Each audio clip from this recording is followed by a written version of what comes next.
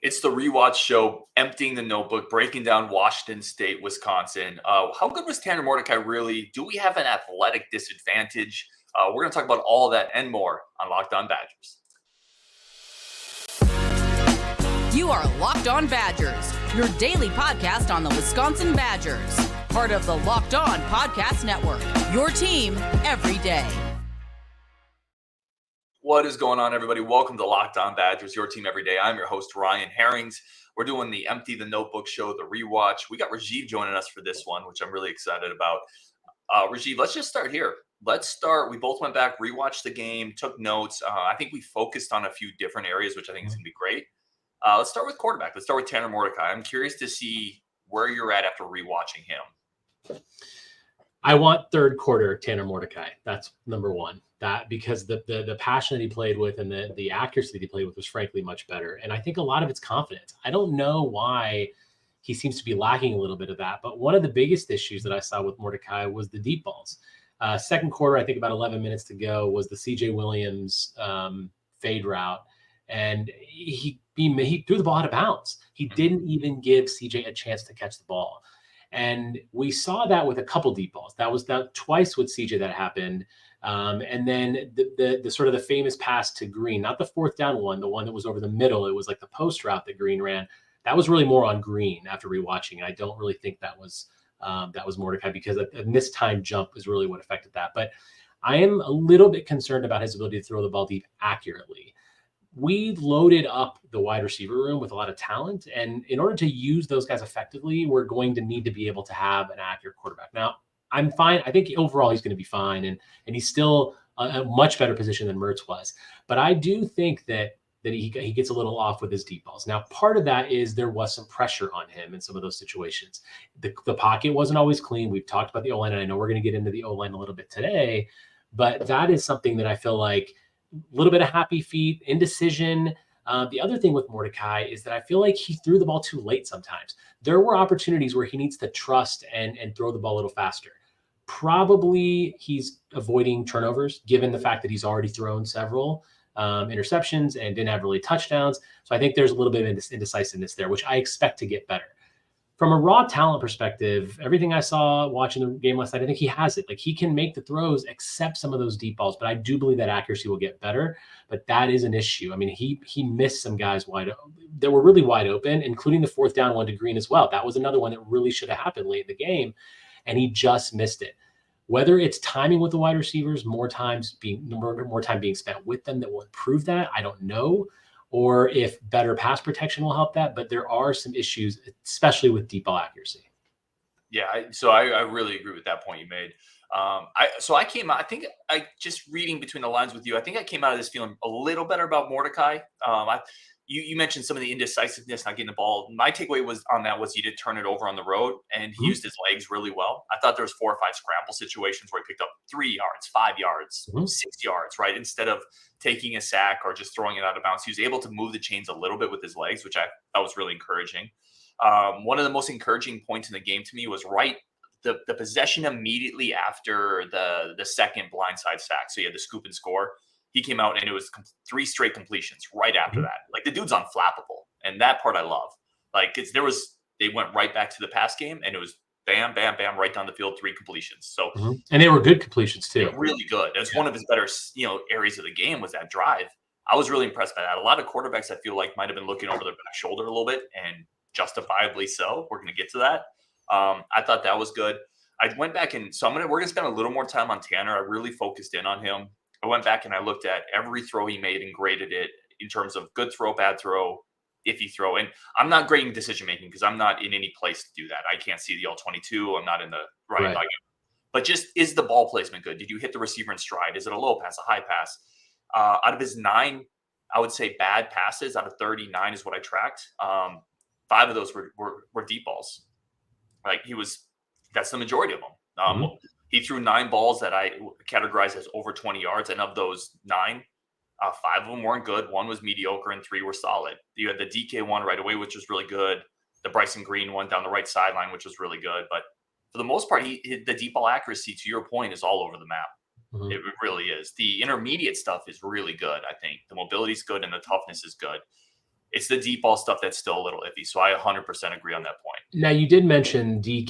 He had a good ball to Dike. I wonder, again, not seeing the L22 and seeing the route itself, I wonder how much Dike, because he's a really solid wide receiver, how much was he able to kind of cover up some of that? Like, because should Green have been able to make the proper adjustments on his ball, or CJ? Now, one of CJ's balls was literally out of bounds, so that's not hit on him. But I think that the second one was kind of catchable, a little bit of maybe a pass interference call on that. But I wonder how much of that is Dike really helping out, and when the guys are making those proper adjustments, which they should be able to do because we have a good wide receiver room. So I guess what I'm saying is the numbers could have been even a little worse had Dike not made the adjustments. Now, again, not really seeing the route, you can't really know what was happening, but I have a feeling that he kind of covered up some of those mistakes as well.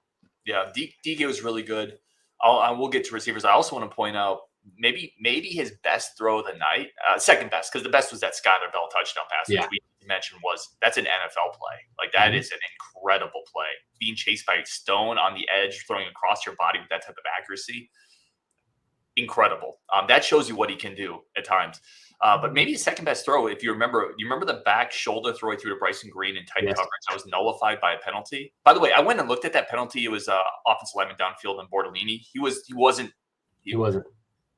It's a terrible call. Yeah. He was like a yard and a half downfield, which in college football is perfectly okay. They threw the flag, but that was a great throw. So I came away feeling pretty good about Mordecai, but I do agree with you, the deep ball accuracy. And it's just that, like, when you think air raid, I know that we've talked about what air raid really means, but we do need to throw the ball downfield for this to really work. Like, we need to do that. It helps open up the run. It helps keep men out of the box. It helps keep the safeties back. Like, all these things, we do want that deep ball threat. And if consistently we're seeing those deep balls not really hitting, that's going to affect our ability to run our offense the way that we want to. And I think it'll come. I think I do think the pass protection hurt that a little bit, but that is an important piece of what I think we want to do here, especially with the weapons we have. Let me ask you one more on Mordecai, and I don't want to turn this into an entire Mordecai show because we get to our positions, but you see some of the throws Cam Ward had to make, and they were wide open, like some of those. There were plays that Tanner has to make. Bryson had a step on a guy. There weren't a lot of wide open throws, though, for Mordecai to make downfield, right? And I don't know if that's a scheme thing. I don't know if Washington State just played incredible on the back seven, if it's a combination. There weren't a ton of easy. The easiest one is week one is Skyler Bell that he dropped, but there haven't been a ton of just coverage breakdowns or wide open throws either downfield for him to make, in my opinion. I agree. There haven't been, which is why I'm so curious to see, which I wish we could watch the all-22s to see how the routes are, because I think some of that could be route running. I mean, I think that with better route running, you can kind of get that separation. But that being said, in some of those cases, you put up a 50-50 ball, right? Give your receiver a chance. Some of those, the chance wasn't even there. I think that's what was most upsetting to me on the rewatch was the fourth down pass to Bryson Green and the CJ Williams outside the end zone. It's like those guys, you got to give them a chance, because if you give Bryson Green a chance, I think he's going to come down with it. Now, he did on the post pattern. I don't know when that was, but that one was a Bryson Green miss. But I do think that maybe it's route running, maybe it's a little scheme, and I think those issues can get worked through. I'm not really concerned about our receivers getting separation because it's going to happen. That being said, this is Washington State. What happens when we play Iowa and Ohio State? Those defensive backfields are going to be really, really great, and it's going to be challenging. But I think that'll come with time. But I just give the receivers a chance. You got to give them a chance. But I also don't want to sound like I'm coming off like I thought Mordecai had played horribly, because I don't think he did. I think he threw many great balls and into tight spots, like as you mentioned, which he deserves credit for.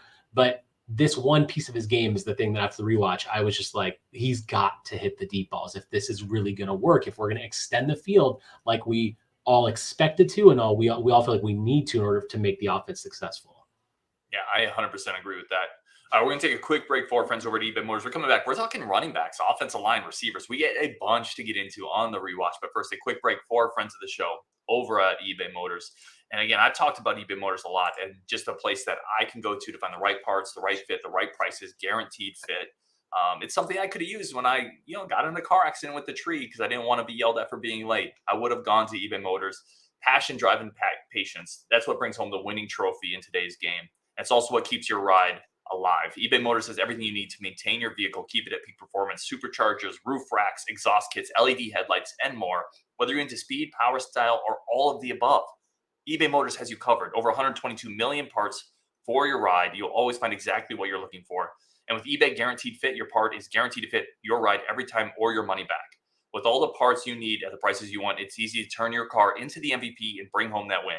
Keep your ride alive at ebay.com/motors. eBay Guaranteed Fit is only available to U.S. customers. Eligible items only. Exclusions do apply.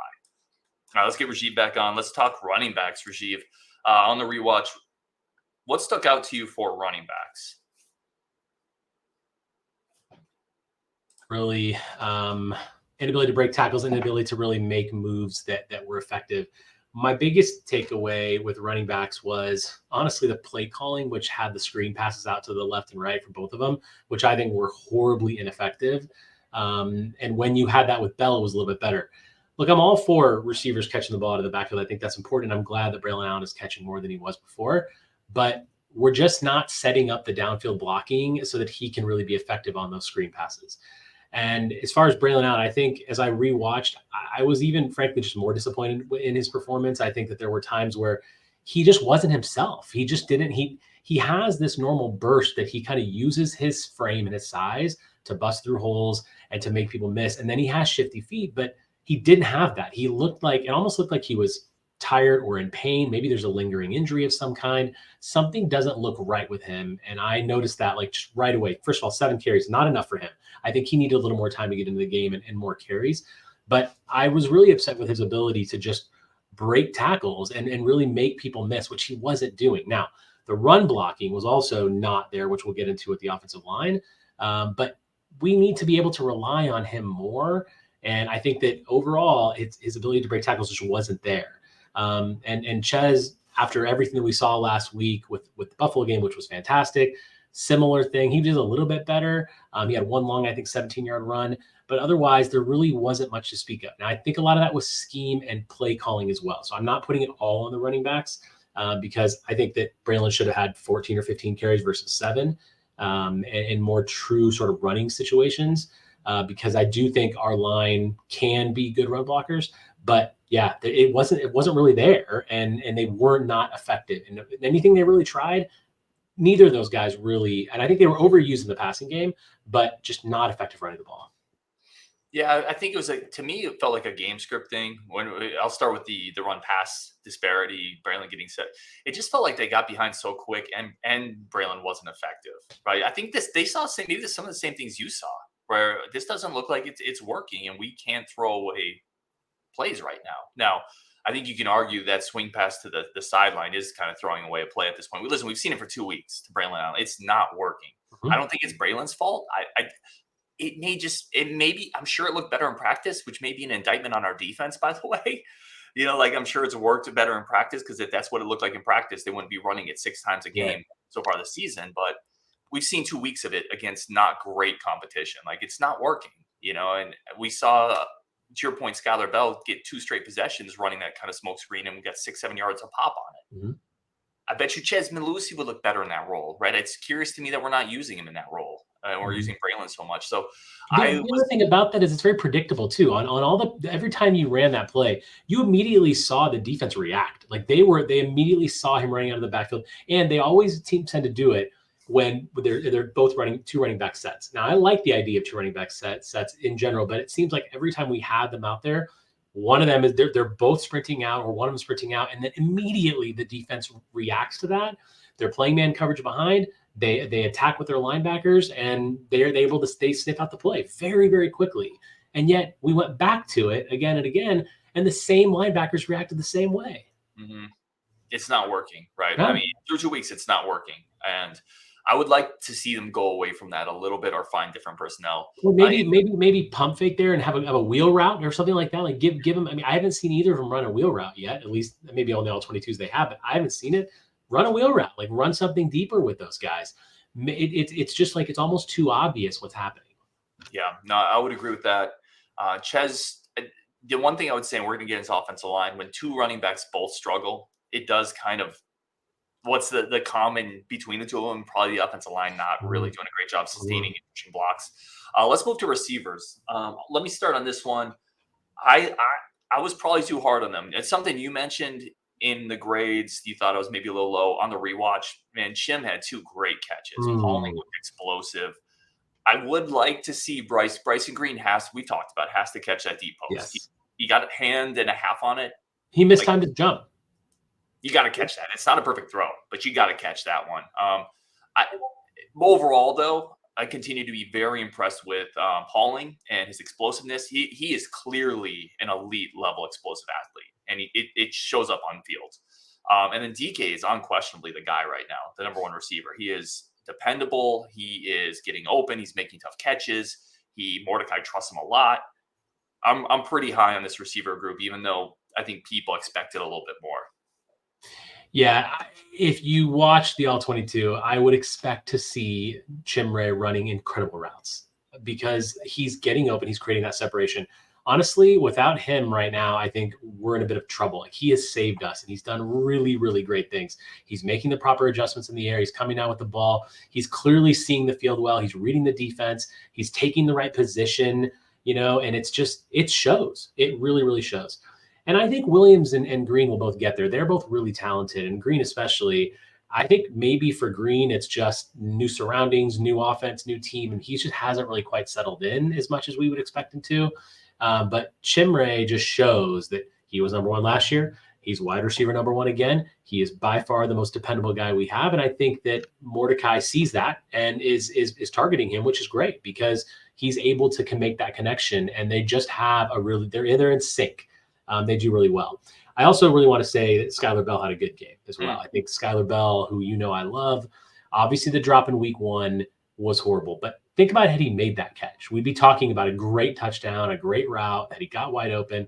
He did excellent yesterday. That awesome touchdown pass that he caught, the screen passes that he caught. He's very, very quick, and he's so fast. He's a perfect person to kind of back up Pauling and really even have them both out the field at the same time. I think when you look at Dike, Pauling, and Bell, those are the guys, right? Those are the 3 guys right now that are very, very effective and that we need to really use more.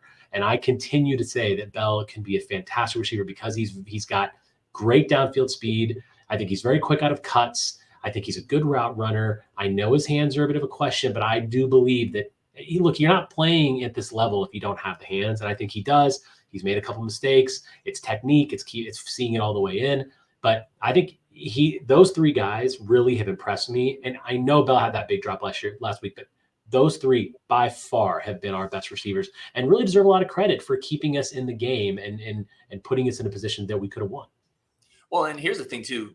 So much credit deservedly so goes to Mordecai for that scramble drill touchdown, but that's a really tough catch by Skylar as well. And it's a great job of him adjusting his route to the scramble, getting open, staying in the play. It's an effort thing. It's a focus thing.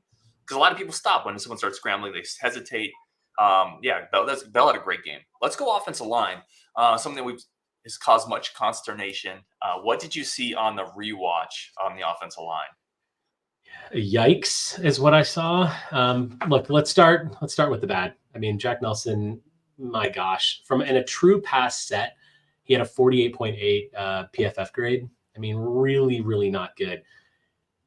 There were so many times where the pocket was fairly clean and you just saw Jack Nelson struggling. Now, he was up against clearly their best pass rusher, but he was in a one-on-one situation and he just was getting beat time and time again. It really did not look good.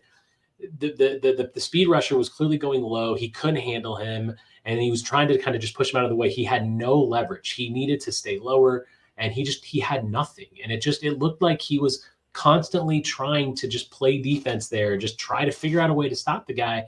It wasn't working at all.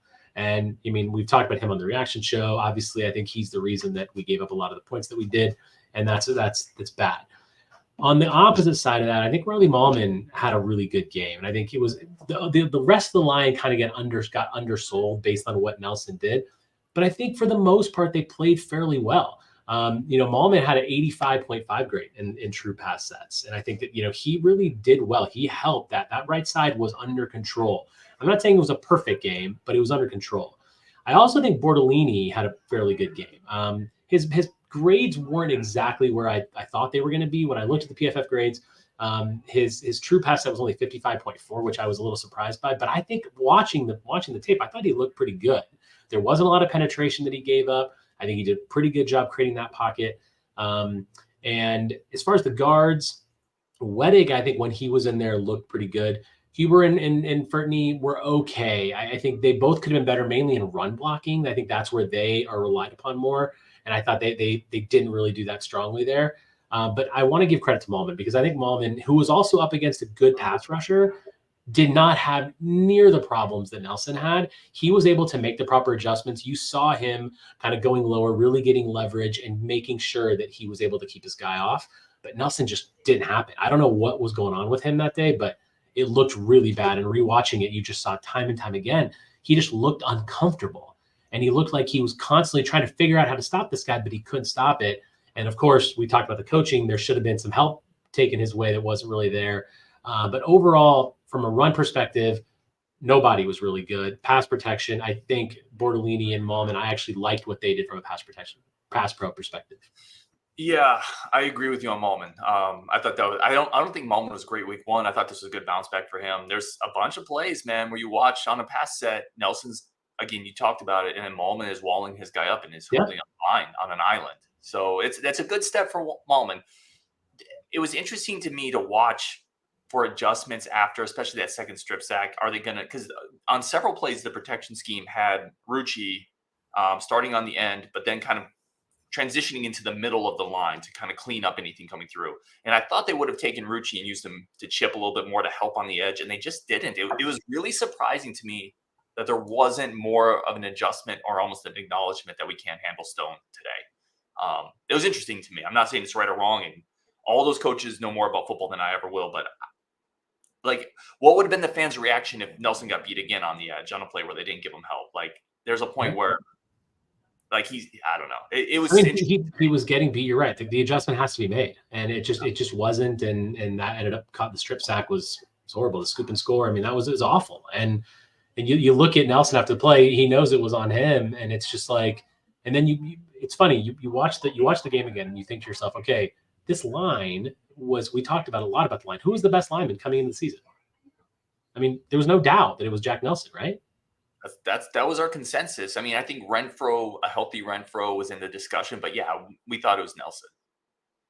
Yeah, and I think the question now is, so let's say Renfro is healthy. I mean, are you? I actually think Bortolini's played really well at center. I'm comfortable with him being there, and I think with Huber and Wedig at left guard, I'm okay with that for now as well. I do want Renfro to come in there and hopefully be that center that we need, allowing Bortolini to go to the better position, which I think will help our run blocking, because Bortolini is a better run blocker at guard.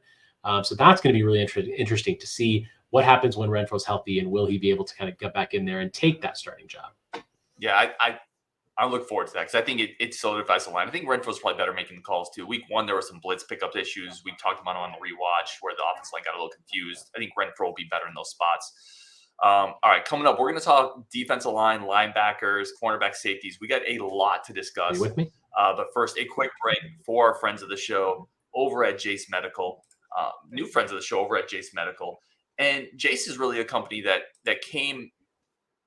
arose from a need out of COVID, out of some of these issues where, maybe you couldn't go get the medical attention, the medical supplies, the medical equipment you need. And Chase is there to do that. Chase provides 5 life-saving antibiotics for emergency use. All it takes to get a Chase case is to fill out a simple online form. In some cases, jump on a quick call with one of our board-certified physicians. Don't get caught unprepared. Everyone should be empowered to take care of themselves and their loved ones during the unexpected. Chase handles everything from online evaluation to licensed pharmacy medication delivered and ongoing consultation and care. Save more than $360 by getting these life-saving antibiotics with Chase Medical, plus an additional $20 off using my code LOCKEDON at checkout on jasemedical.com. That's JASE medical.com. Everyone should be, as I said, empowered to take care of themselves and their loved ones during the unexpected. That's why you have the Chase case providing 5 life-saving antibiotics. Save more than $360 by getting these life-saving antibiotics with Chase Medical, plus an additional $20 off using code LOCKEDON at checkout at jasemedical.com. That's JASE medical.com, promo code LOCKEDON. Now let's get Rajeev back on here. I think you're back. We had a bit of a technical issue, but there's Rajeev. I could hear myself. I could see myself, and I was like, I don't know. It was all frozen. So sorry. It's probably my Wi-Fi. But No, we got you. We got you fine. Let's go to defensive line, because I think the rewatch, one of the most interesting things to me was the defensive line and the linebackers. I thought I continue to be more and more impressed by James Thompson. He had two plays specifically that stood out to me on the rewatch. There was one in the second quarter. Multiple Badgers missed Cam Ward. Cam Ward was scrambling. It was a 10-second scramble. I mean, the 10 seconds went off the game clock. You think of a defensive lineman chasing Cam Ward for 10 seconds. Thompson chased him down the sideline, took him down for no gain. To me, that's an incredible hustle play for a defensive lineman to get out there for 10 seconds and get Cam Ward. And then the safety, and I'm going to call it a safety because it was a friggin' safety. That's a true pass rush win. Some of the plays in a game are coverage, or maybe Cam Ward was a little indecisive. That was a true pass rush win for James Thompson. Off the snap, beat the left tackle, violent hands, and got there within 3 seconds to take down Cam Ward for a big time sack. So more and more impressed with James Thompson the more I watch him. Yeah, I completely agree with you. I loved that play down the sideline that James Thompson found. And when we talk about disruptive players on the defense, he is that guy on the line that I think has kind of stepped up and can be that disruptive player. I was actually very, very impressed with James Thompson. It's funny, when the game ended originally, I was kind of thinking, oh, Rodis Johnson had a good game. Then on the rewatch, I was like, I don't actually think Rodis Johnson played that well. What I really am feeling bad about is the middle of that defensive line, because I think that there continues to be no real pressure up front. Paez just isn't able to create that penetration that you really need, which I think affects everything. It affects the pass rush, because when you have that penetration with like the good old Benton guy that we had for so long, when he could create that penetration, a lot of those linebackers could do what they need to do. So I'm still expecting hopefully some improvement from that line. And I think Varner, we haven't seen enough from him yet. I hope that we do. But Thompson definitely can be a game wrecker. And also, the more confidence he continues to get, the more he plays with that tackle on Ward definitely kind of hyped him up. And you saw that throughout the rest of the game. He actually played with a chip on his shoulder the rest of the game, because he knew that he was one of the only guys that could actually stop Ward and really get that penetration. And for me, it's all penetration with these guys. What can they do? How can they get past that line to create havoc and let the linebackers feast on that? And that's what we have not seen enough of yet. So I'm going to be watching that every week to see kind of what Paez can do in the middle, and whether it's Neal or whoever comes in to do that, we have to get better penetration, off that A gap right there. It has to happen. But yeah, listen, really, really pleased with Thompson. Think he had a great game. Definitely the top performer on that line. And I think we'll see continued growth from him. I don't think this is going to stop. I think now that he kind of can see where he lines up, and you can see he's taking his place as our best lineman, I feel like, and we're going to see that continue to improve for sure. Mm-hmm. Darian Varner did play a little bit more. Listen, I didn't see a lot of bursts from him, but I'm also, he has been kind of hurt or limited for so long that I want to give it a little bit more time. I don't think it's fair to like really hammer home on, I wanted 2 sacks from him. Well, you got to give it a little bit of time for a guy to get back into the flow of things. Let's go linebackers. Rajeev, what do you see from the linebacking group, good and bad?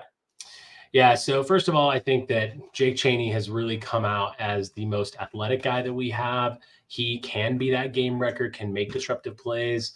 I like talking about disruptive plays. It's something that you brought up a lot. Now I watch it every time I'm thinking about that disruption. And I'm glad that you've actually kind of got me into watching for that specifically. So I think really he's really shown to be our most athletic linebacker. Played really well. And I think when Turner came in, he added something in the second half that added a little more athleticism there.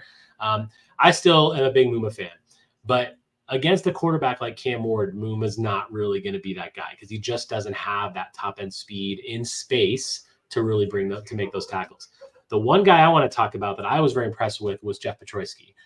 I know that he didn't make a ton of plays in this game, but I think he showed a lot of burst, a lot of heart, played with a lot of high energy, was able to get some good penetration, made a couple big plays. But that's got to be our guy, and that outside linebacker position that's going to get more, that can be a weapon in pass rushing. I really like him, and I watched him specifically on plays, and I'm thinking he just looks way stronger than Getz does. He just looks much faster and has that ability to use his moves properly and to get by those linemen and to put pressure on the quarterback. I really like what I see at him. I want to see more snaps from Petroyski, because I think that we have a potential star of our linebacking crew in that guy. You add that to our strong inside linebackers. I think that kind of takes shape. I'm not happy really with what I'm seeing out of CJ Getz. I don't really feel like he's the guy at outside linebacker to really put a lot of that pressure on the quarterback. He also is not really good tackling in space. But so Petroski and Chaney are my 2 stars that coming out of this. I'm really happy about what I've seen over the weekend and happy about what I think can be happening going forward. Yeah, I think Petroski to me, so I'll start there because I'm going to echo what you said. There's times we talk about scheming pressure, but then we talk also about just being able to beat somebody, right? Like not having to scheme something. That was the James Thompson play. He just beat the left tackle, right?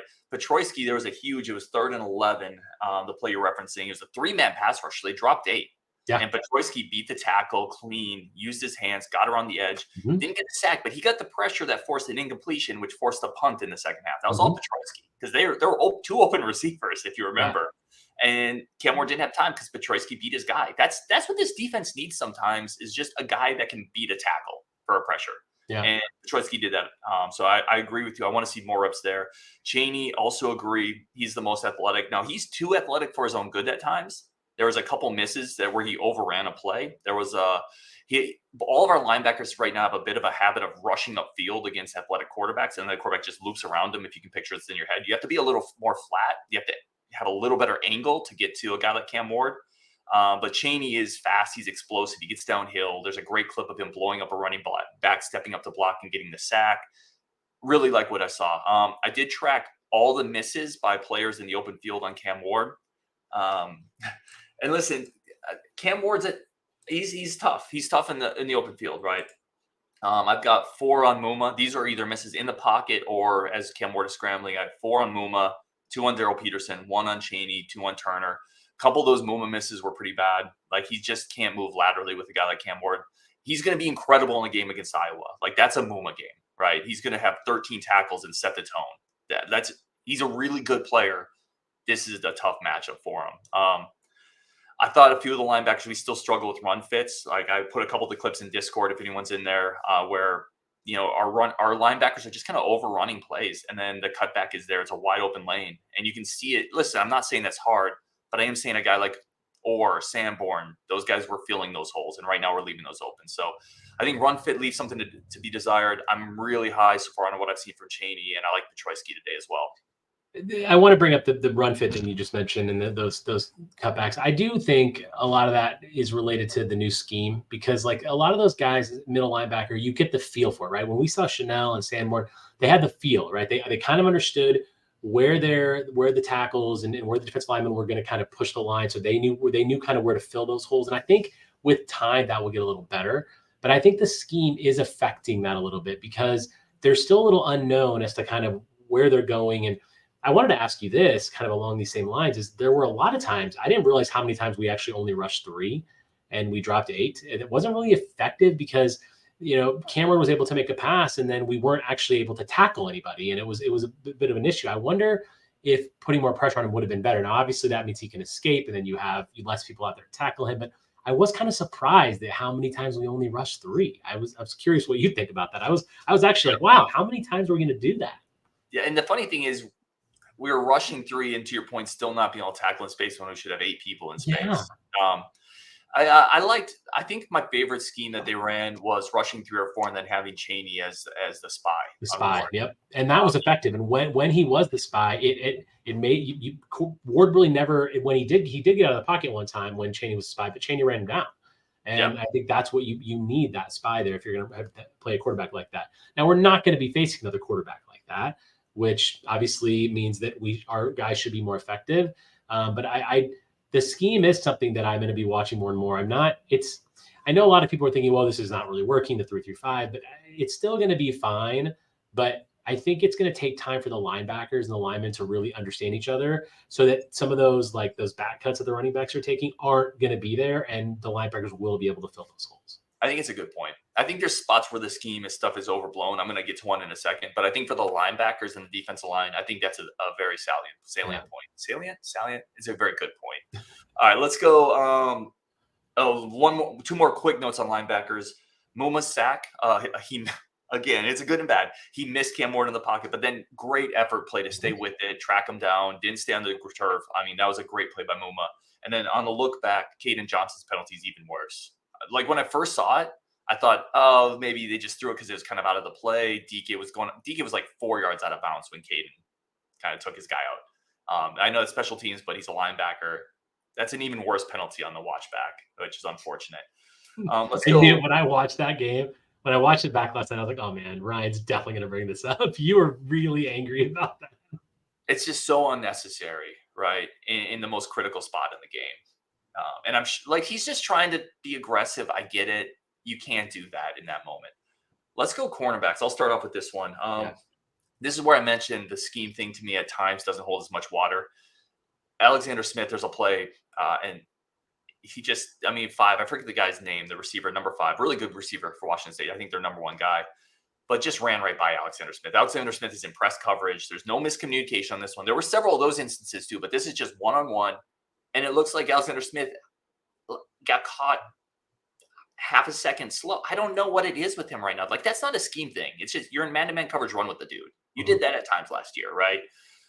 There were several other scheme things I thought you could attribute to miscommunication. There were places we just weren't lined up. There was some obvious issues handling multiple receivers to the same side in terms of who's going to go where. Hunter Wohler got caught up in one of those. We're going to talk safeties in a second. But I just expect that at the end of the day, I just expected Alexander Smith to play better football, right? And it's weird to me that we're not seeing that.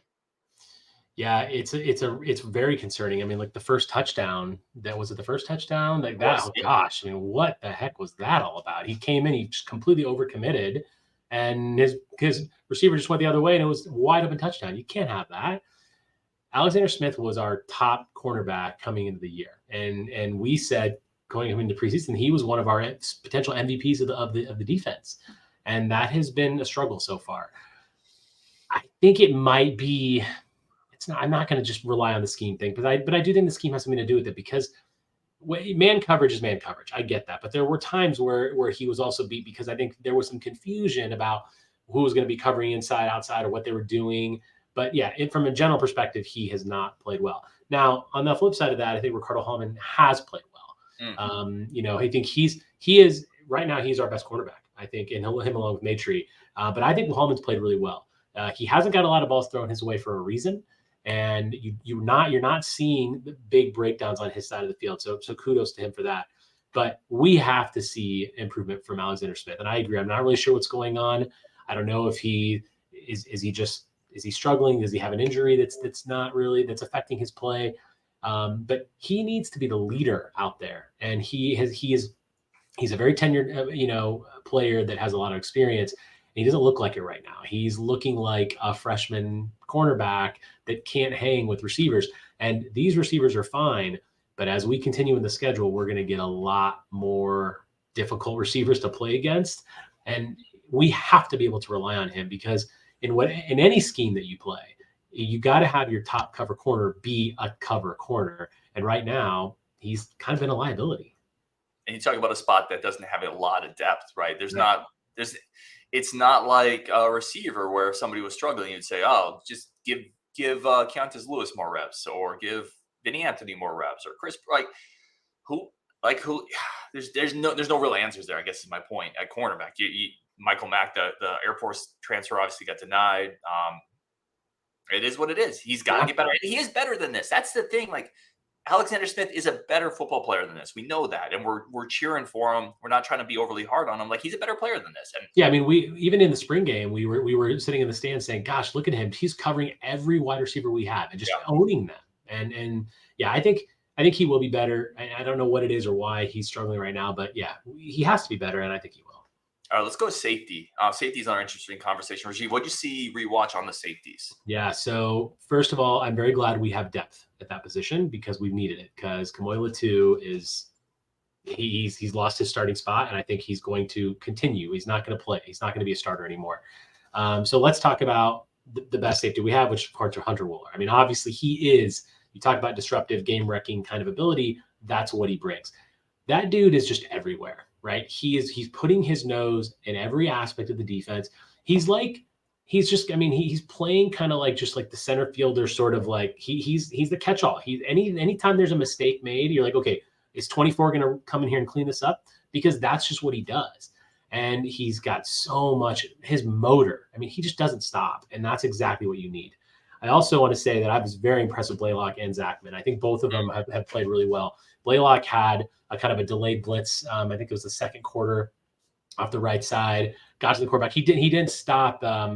He didn't get to the quarterback, but he did force an incompletion.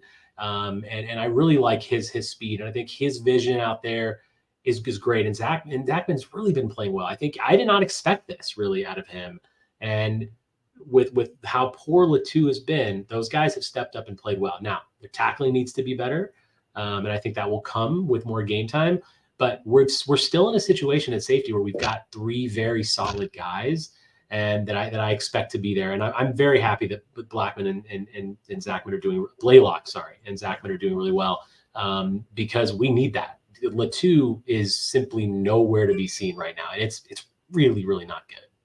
Yeah, Hunter Wohler he is Weapon X. He is so good right now. He's like the 82nd Airborne Rajeev. You send him wherever there's trouble, and he's going to put up that trouble. Unfortunately, we only have one Hunter Wohler. Tyler Strieber asked a little question about Hunter Wohler blitzing. I went back and watched the game. They blitzed him at least 3 times in this game. They put him at the line of scrimmage a lot. They have him drop back. They have him come after. He had a pass defense on a blitz. They use him everywhere, and his physicality jumps off the page. Like he just flies in like a heat-seeking missile, like Latu does. But the exception is he breaks down and he makes the tackles. I'm not trying to be hard on Latu, but it's really hard to be that physical, that aggressive, and that fast, and be that sound of a tackler. And that's what Hunter Wohler pulls off. So no issues there. He's one of the best safeties in the country, period, stop. I love Zachman in this game. I was really, really impressed by Zachman. He physically looks the part. He was running down the sideline on a vertical route with one of their best receivers and really step for step with him.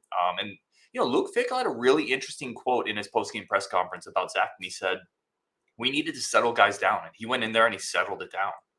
That's a really good quote from a head coach if you're looking for more playing time. Because that speaks to somebody who understands the game plan, who's going to be assignment sound. And I think he's athletic enough. So I was impressed as well. I don't know what it is with the two. He has all the physical tools in the world that you want. It's just something is not clicking. Either it's his defense or maybe he has a minor injury. I don't know, but it's just not clicking right now. Yeah, I mean, let's be honest. I think some of the off the field issues could be in his head a little bit, and everything that he's kind of gone through. And I don't know how that's affecting him, but we clearly have, Zachman and Braelon can start over him, no doubt. And I think they should.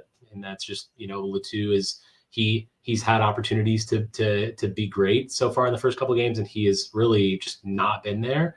I mean, his tackling has been so bad. And we just can't have that because we're going to be playing better teams. And I know the West is weak and I know our schedule's not so great, but if he continues to start, we will struggle and it's not going to be pretty. Any final, I have a couple of notes and just things I picked up. Anything else that we didn't touch on that you were interested in or you saw in the rewatch, you said that kind of like, that's interesting to me?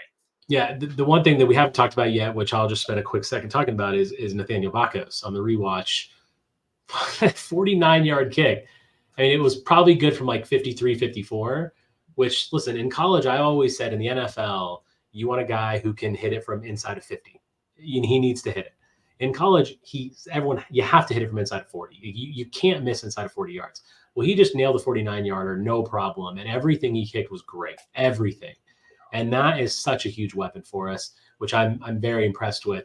Now, the one bad thing on special teams was the long kickoff return they had. It was called back for holding, which is fine, but still, the gap discipline there, and that definitely did not work. So that was something that I feel like we struggled with a little bit on that play. But overall, special teams, I still graded them an A. I think that was really good. But it's nice to have Vakos back. They're really, really, really nice. All right, let me, yes, agree 100% on Vakos. Let me empty my notebook here. A few other random things. On the 2-point conversion, the option that we ran, went back and watched it. A lot of people hated that call. People always hate calls when they don't work. I'm not saying that was the right call, but Mordecai needs to make that defensive player commit. So Mordecai pitches it early. The defensive end that had Mordecai was able to get in on the tackle on Chez Mellusi. That can't happen. You make him commit, then you pitch the ball. It wasn't executed well by Mordecai. Not to say it would have worked, but that play had no chance when you pitch and you don't make the guy commit. Where is Keontae Lewis? I made a note of that, and this was before his brother started tweeting. I don't know if anyone saw this. His brother started tweeting about the Badgers not using Keontae Lewis, and that's gained some traction. But I'm watching the game, and I'm just like, coming into the game, we coming into the season, we talked, this is probably the best deep vertical pure speed threat on the roster. It's interesting that he just and maybe that's because he got a little dinged up, or Mordecai's deep ball accuracy. I don't know. It's interesting to me. I'm not sure where Keontae Lewis is. Let me see what else I got here. Oh, I wanted to talk about this one. We talked a lot about miscommunication, some just where the defense didn't look crisp. There was a 3-play. This is 3 plays in a row in the second quarter. First or second quarter. You had Hunter Wohler missing a read on a wheel route where Cam Ward had a wide open pass at the sideline. Second quarter. The very next play, Latu was way too aggressive on the running back pass and let the running back get behind him. Mm-hmm. The very next play, the Badgers line up with 12 people on the field and still don't cover everybody and give up a wide open touchdown. That's a 3-play sequence on the road where you miss your best player, Wohler, misses a read on a wheel route, gets caught behind. Latu charges ahead, doesn't get his read. And then you have too many people on the field and still don't cover everybody. I think we can all agree that can't happen. Yeah, 100%. I mean, I remember thinking when I watched that back and that sequence that you're talking about, I was thinking to myself, coaching, I mean, what's happening right now? Like, this has to be cleaned up. There were several times where our defense just wasn't ready. They were lining up in formations that we just weren't prepared for. We had no idea. Assignments were confusing, and that cost us. It cost us yards, cost us points. That can't happen. And I expect that to get cleaned up. I mean, it's still the second game with a brand new system, brand new defensive coordinator. So those things have to be cleaned up. And if they don't get cleaned up, we have bigger problems that down the line. But I fully expect after that game, Fickell sat down with his coaching staff, and there was a lot of cleanup that happened after this game. It's good that this game happened now. We kind of got a bit of exposed. We're going to get cleaned up. So the fact that this happened now is good. We have all season to correct it. Yeah, I agree with that one. He is Rajeev. I'm Ryan. This is Locked On Badgers. This was the rewatch. Appreciate it so much. We'll talk again tomorrow.